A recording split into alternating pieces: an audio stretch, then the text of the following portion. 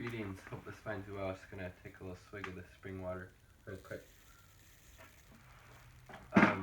So in this video I wanted to talk about the prison industrial complex, and that's basically the idea that certain populations, certain groups are going to be incarcerated at higher rates than other groups because of the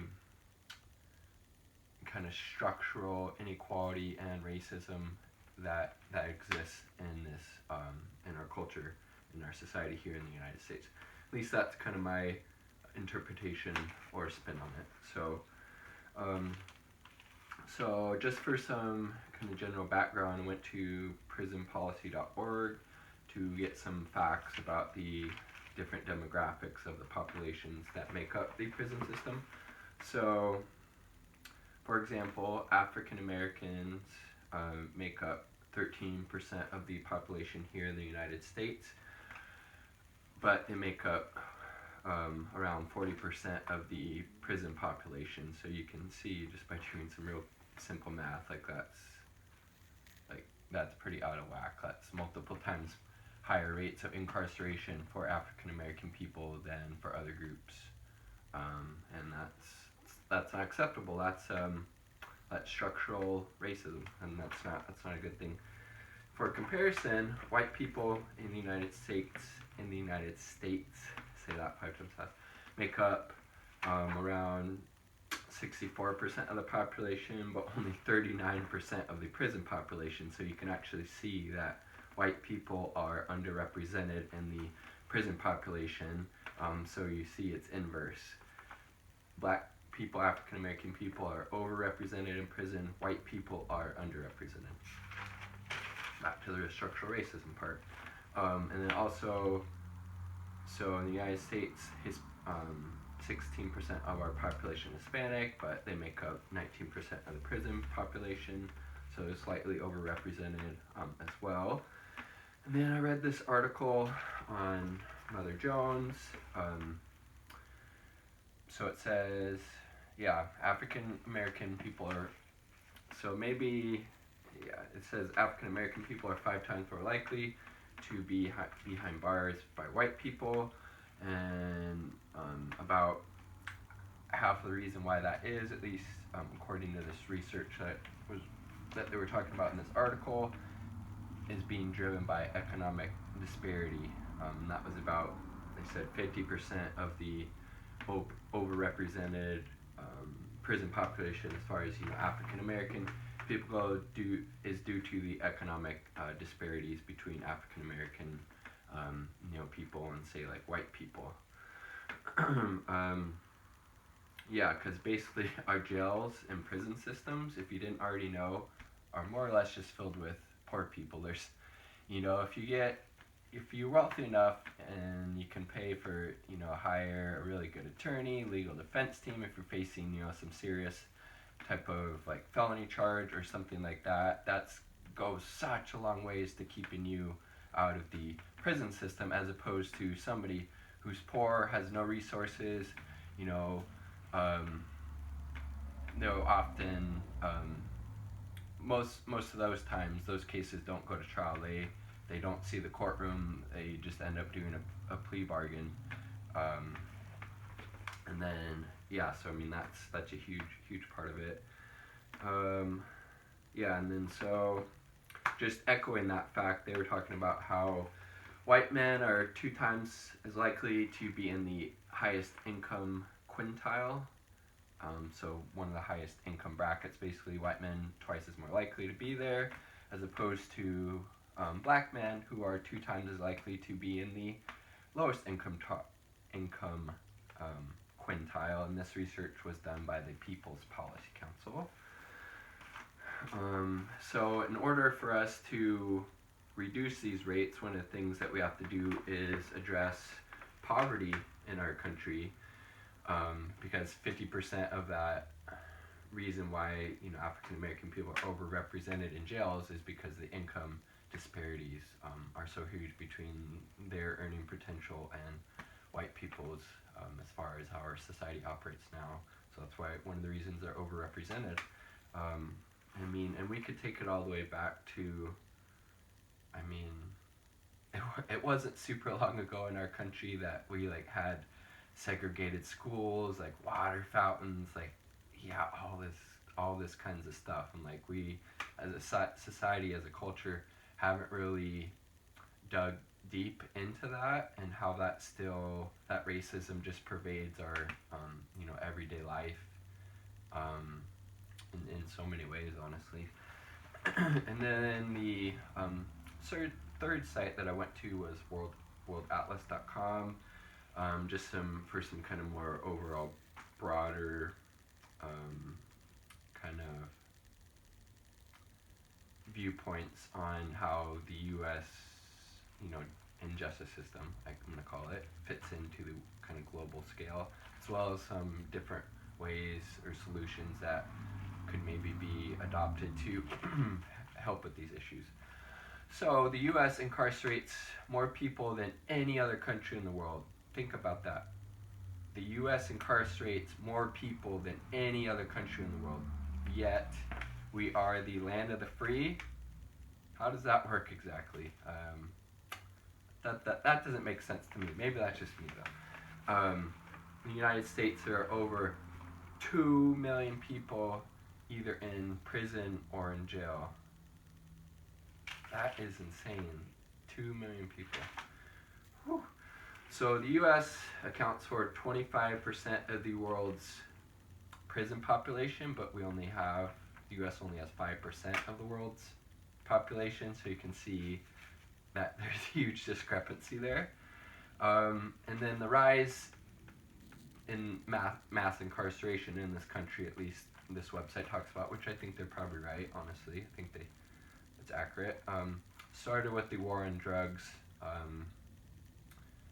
In the 1970s, President Nixon started that. And with that came harsh prison sentences for drug-related crimes. And why that is also important, because for the same drug-related offense, white people use most drugs on a much higher level, or at least on the same level than people of color, yet people of color are much highly overrepresented in the prison population for those same drug crimes. So that's another reason why that's important.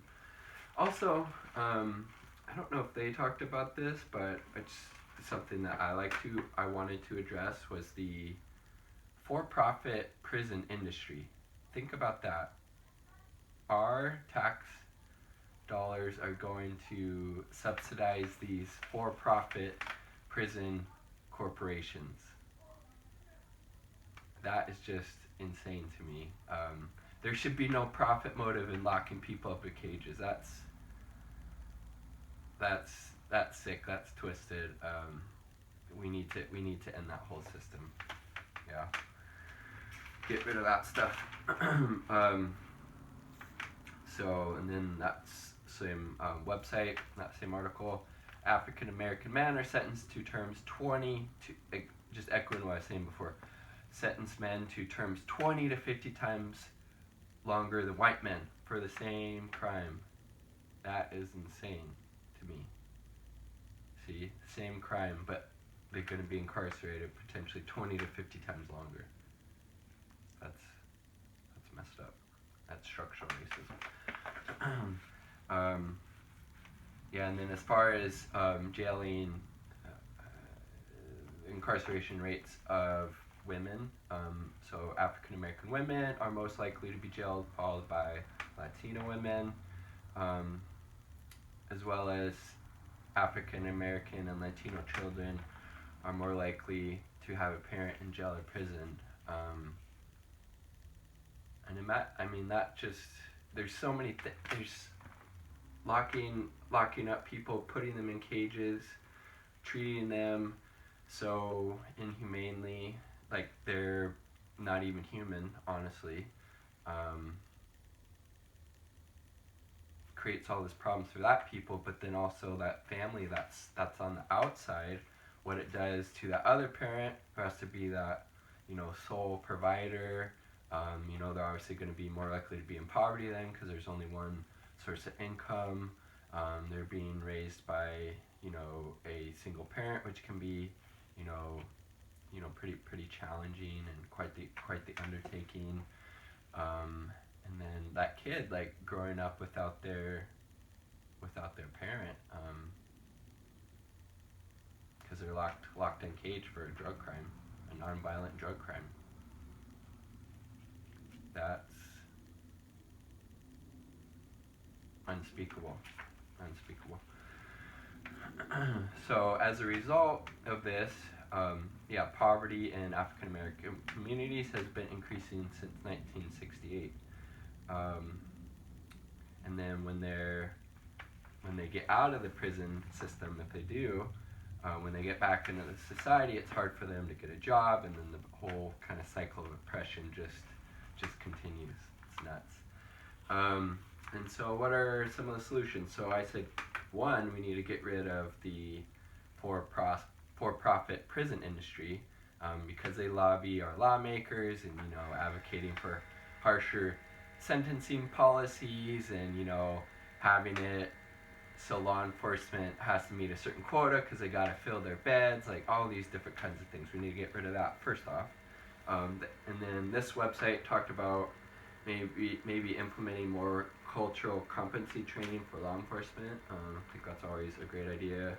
And then public action to change policy. We need to really spread the word, spread the awareness of what this is doing to our country, children, the families that are affected by this, the people that are locked up in cages, how this is affecting them, and really advocate for some broad-reaching change, around this issue, as well as increasing the education. So if we still have the prison system, if it's not abolished, at least increasing the education, vocational training, opportunities, abilities, while in prison to help with reintegration, which would make sense that adopting that strategy would reduce recidivism rates, aka people getting out of prison and then going right back, people going out, going back, right back, recidivism. So those are some of the solutions. But I want to do a little more, and I know it's even different by state. So, like for example, here in Washington State, if you get, say, I don't even think local police are really even trying to mess with you over like a little dime bag of weed or something like that, maybe just a little fine, as opposed to, say, somewhere like Texas where having that, you could, let's just say it's an ounce. I don't know, I'm gonna have to do more research, but I know they don't even have medical marijuana law, so I know their drug laws just for possession are pretty backwards in my opinion. But yeah, so there's lots we can do. We all need to educate ourselves more, at least I think a lot of us do. Educate ourselves more on these issues, and then maybe even, I don't know, like, sounds kind of like interesting thing, but like maybe becoming like a pen pal or something like that with somebody that is locked up in a cage, just to like let their voice be heard. Like, what is that like? What are you going through? What would you like the world to know about what's happening to you and these 2 million other people on a daily basis, and supposedly the freest country in the world. So lots to do. Let's all try to stay positive and focus on what we can change as opposed to what we can't. Let's be the change we want to be, and then lead by example. And let's also remember to be kind to the planet, to the animals, to each other, and to ourselves. Much love.